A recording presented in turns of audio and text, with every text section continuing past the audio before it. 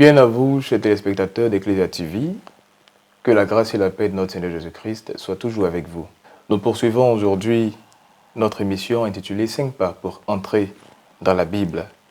Dans les émissions précédentes, nous avons entamé avec le révérend Père Patrice Yalou les 5 premiers pas pour entrer dans l'évangile de Luc. Aujourd'hui, nous sommes au 3e pas. Et à travers ce 3e pas, nous allons découvrir la grille de lecture. Comment aborder l'évangile de Luc. Révérend Père Patrice Yalou, bonsoir. Bonsoir, cher abbé. Alors, l'évangile de Luc, comment est-ce que cet évangile peut être abordé? En combien de parties pouvons-nous diviser ce 3e évangile pour faciliter la lecture des fidèles? Alors, l'évangile, comme tout autre texte littéraire, a un plan, a une structure qui favorise une clé. Il faut avoir une clé de lecture pour entrer dans l'évangile. Donc, en définissant le plan, en donnant l'ossature de l'évangile, alors on peut comprendre les différentes parties qu'il y a. Et en général, l'évangile de Luc se structure en 5 parties. Les 2 premiers chapitres sont dédiés à ce qu'on appelle les récits de l'enfance. Par exemple, où on parle de la naissance de Jean-Baptiste, la naissance de Jésus, et tous les événements liés à la naissance de Jésus, par exemple sa perte au temple et tout ce que vous voulez. Et puis ensuite, nous avons la préparation du ministère de Jésus en Galilée, dont le point saillant, c'est le baptême par Jean-Baptiste. Après cela, il y a le ministère de Jésus en Galilée qui commence par son discours inaugural à la synagogue de Capharnaüm au chapitre 4, verset 14, donc toute cette partie part du ministère en Galilée, part de Luc chapitre 4, verset 14, jusqu'au chapitre 9, verset 50.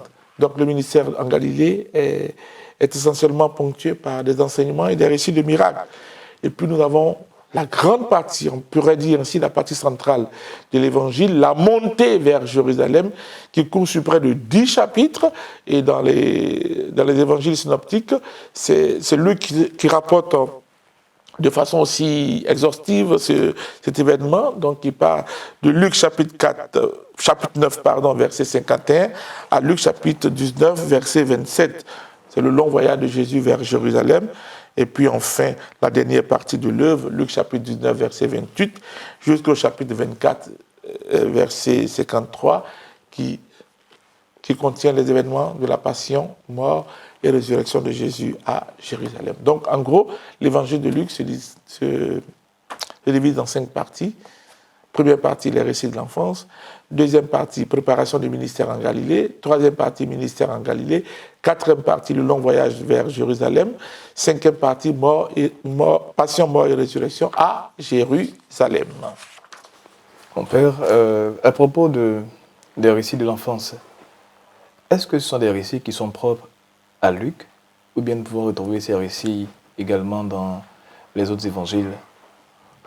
Alors, des 4 évangiles, seuls Matthieu et Luc rapportent les récits de l'enfance.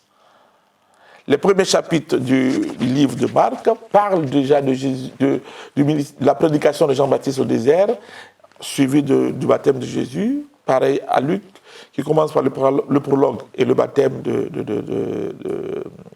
Jésus. Par contre, Matthieu commence par la généalogie, l'annonce à Joseph, la fuite en Égypte jusqu'à la mort d'Hérode. Pareil pour Jean-Baptiste aussi, pareil pour l'évangile de Luc, l'annonce à Marie, la naissance du Sauveur, et ainsi de suite. Donc ce sont les 2 évangiles qui ont en commun le récit de l'enfance, mais ils ne les présentent pas de la même façon. Chez Matthieu, l'annonce est à Joseph, chez Luc, l'annonce est à Marie. D'accord, mon père. Au niveau de l'annonce faite à Zacharie et l'annonce faite à Marie, est-ce qu'on peut établir une forme de parallélisme au niveau de ces 2 annonces? Alors, juste après le prologue de l'évangile de Luc, donc après les 4 premiers versets de l'évangile de Luc, commence par l'annonce à Zacharie, présenté comme un prêtre qui va remplir ses obligations sacerdotales au temple. Et c'est là que l'ange lui apparaît en disant qu'il sera le père d'un enfant. Et Zacharie, voilà, éberlué, Zacharie étonné, surpris, parce qu'il est âgé, et sa femme aussi est âgée, et donc impossible, humainement parlant, de concevoir. Et l'ange le dit, comme il n'a pas cru, alors il sera frappé de mutisme jusqu'à ce que le signe de Dieu soit manifeste, c'est-à-dire que l'enfant naisse de sa femme Élisabeth. Et plus loin, au chapitre 2, le même ange apparaît à Marie. Et l'ange dit à Marie qu'elle sera enceinte, qu'elle va enfanter un sauveur, qui sera Emmanuel. Marie, tout comme Zacharie, s'étonne, puisqu'elle est vierge et elle est promise en mariage, donc elle n'est pas encore mariée, elle est vierge. Et l'ange qui lui dit, bon, mais à Marie, contrairement à Jean-Baptiste, l'ange n'envoie pas la sommation d'une sanction, mais au contraire, lui explique comment cela va se faire. Et c'est à la fin de ce processus d'explication que Marie finit par accepter que la volonté de Dieu soit faite. Alors, ici, on peut tirer deux conclusions.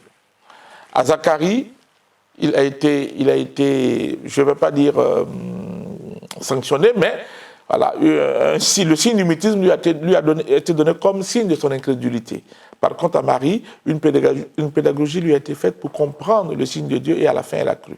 Alors, comment on peut expliquer ce fait? Alors, pour moi, je pense que, ça je reviens encore à l'évangile, à qui on a beaucoup donné, on en demandera beaucoup.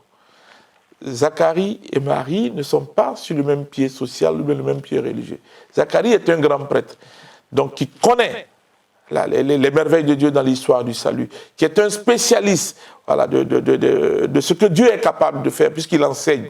Donc de là à douter que le Seigneur est capable de rendre fécond ce qui est infécond, alors je pense qu'on est plus exigeant envers Zacharie parce qu'il connaît un peu plus que Marie, une jeune fille de cette époque, donc analphabète, qui connaît très peu les choses de Dieu parce qu'une femme. Voilà, et donc on ne peut pas appliquer, j'allais dire, la même rigueur à Zacharie qu'à Marie.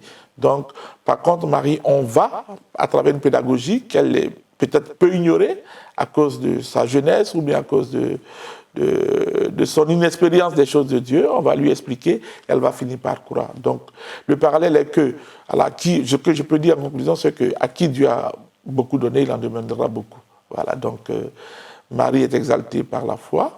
Voilà, et Zacharie est frappé de son incrédulité par le mutisme. D'accord, mon père. Mon père, nous lisons dans l'évangile de Luc qu'après son baptême par Jean et la tentation d'Hérode, Jésus va dans la synagogue à Nazareth. Quand il entre dans la synagogue, il ouvre le rouleau et lit un passage du prophète Isaïe. Et après, Jésus s'approprie ce passage. Eh bien, la question est la suivante. Pourquoi est-ce que Luc fait appliquer à Jésus ce passage du prophète Isaïe? Pourquoi est-ce qu'il situe ce moment-là, à cette étape de son récit, juste après les tentations? Alors, dans les numéros précédents, nous parlions du style de l'auteur, du mode de narrer, du mode de raconter de Luc, qui est un mode très, très structuré. Voyez, et le récit est progressif. Récit de l'enfance, baptême, consécration, tentation au désert, maintenant activité, ministère de Jésus. Et quand Jésus entre dans la synagogue de Nazareth, et c'est une pratique des Juifs dans une synagogue qu'on puisse prendre le texte et le lire, mais la nouveauté ici, c'est que Jésus, en lisant les prophéties du prophète Isaïe et décrivant les caractéristiques du Messie attendu par Israël, Jésus dit tout de suite que cette parole que vous venez d'entendre, c'est aujourd'hui qu'elle s'accomplit. Une manière de dire que l'ère messianique commence avec lui. Alors, Jésus fait une déclaration forte qui va justifier tout ce qu'il fera au cours de son ministère. S'il guérit, s'il libère les opprimés, il avait déjà dit, comme l'avait déjà préannoncé le prophète Isaïe. Donc, il ne fait que dérouler. Vous voyez, on appelle ça souvent, chez Matthieu, on appelle un discours programmatique, mais là aussi, on a affaire à un discours programmatique. Il dit ce pourquoi il est venu. Mais il n'invente pas une nouvelle mission, c'est la mission déjà préannoncée par le prophète Isaïe qu'il incarne en tant que Messie. Pour une fois, la parole devient vraiment chère parce que ce qui est dit, c'est ce qui va être appliqué, c'est ce qui va être, j'allais dire, démontré tout au long de son ministère. Donc, voilà, il s'approprie ces caractéristiques messianiques parce qu'il est le Messie et il le dit aux Juifs qui l'entendent dans la synagogue. Révérend Père, merci pour cette randonnée biblique. À vous, chers téléspectateurs, nous vous disons merci et nous vous donnons rendez-vous pour le prochain numéro.